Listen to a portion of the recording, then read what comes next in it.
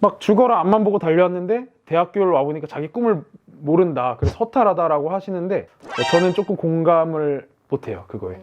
대학교 와서 또 죽어라 또 찾으면 돼요.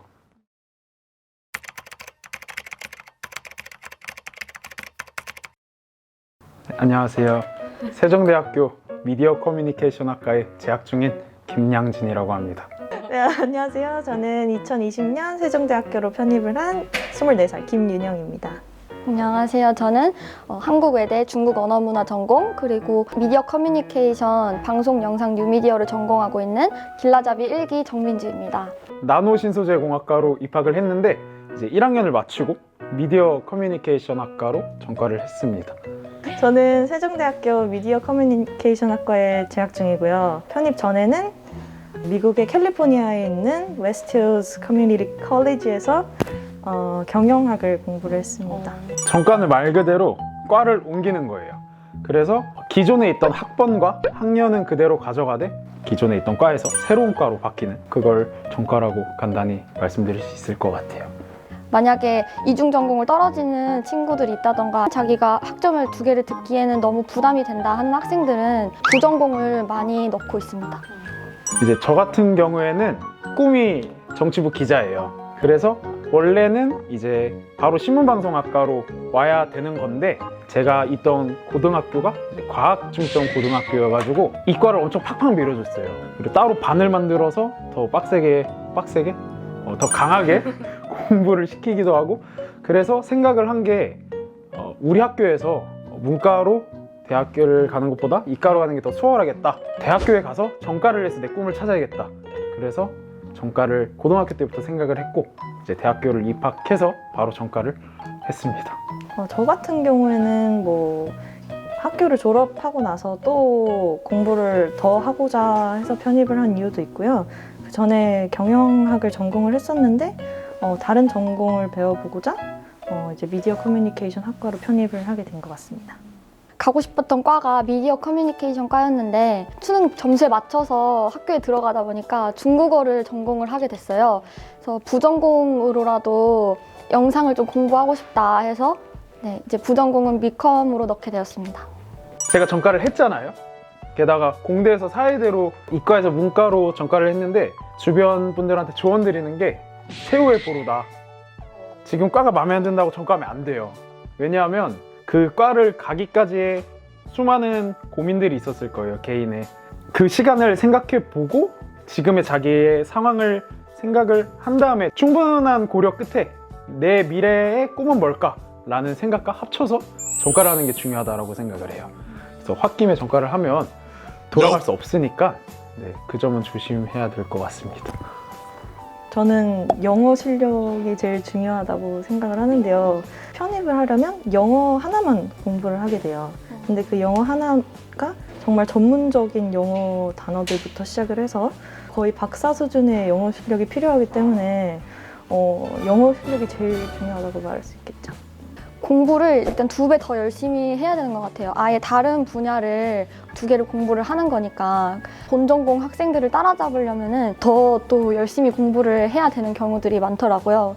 전 진짜 5개예요. 네, 왜냐하면 고1 때부터 꿈꿔왔던 대학생활이에요. 내가 원하는 공부를 할 수 있다. 등록금이 안 할 거예요.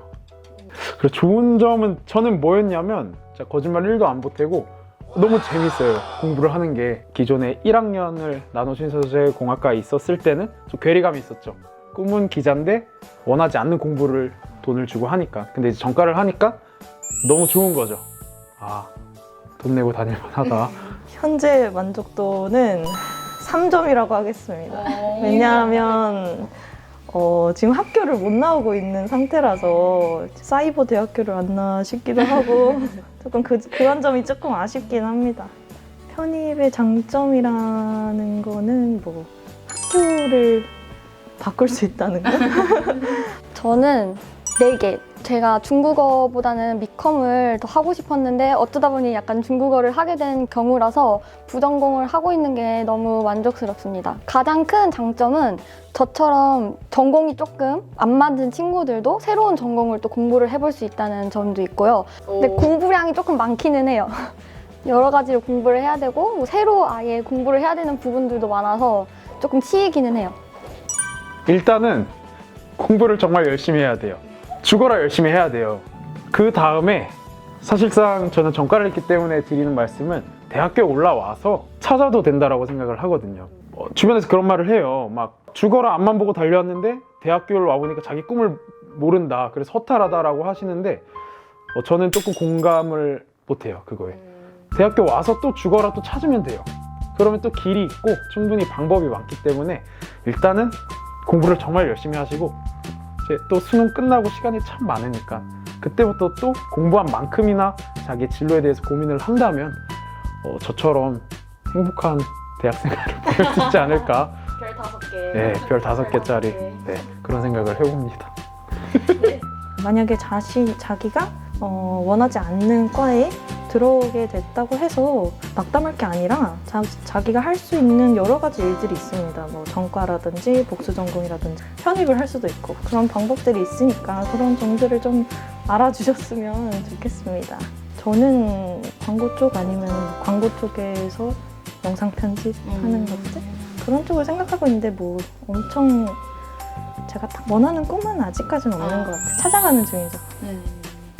저는 지금부터 진로를 좀 미리미리 생각을 해보고 또 준비도 해보고 하셨으면 좋겠어요. 왜냐하면 그때 가서 저처럼 약간 수능 성적에 막 맞춰서 급하게 들어간다던가 하는 경우들이 있을 수도 있기 때문에 좀 미리미리 준비를 해봤으면 좋겠고 또 만약에 그때 가서 내가 하고 싶었던 게 있는데 다른 전공을 해야 된다면은 저처럼 부전공이나 이중전공을 통해서 하고 싶었던 거를 배울 수도 있고 아니면은 자기가 생각지도 못했던 그런 전공들을 또 배워볼 수도 있기 때문에 너무 그렇게 막 낙심할 필요도 없다고 생각을 합니다.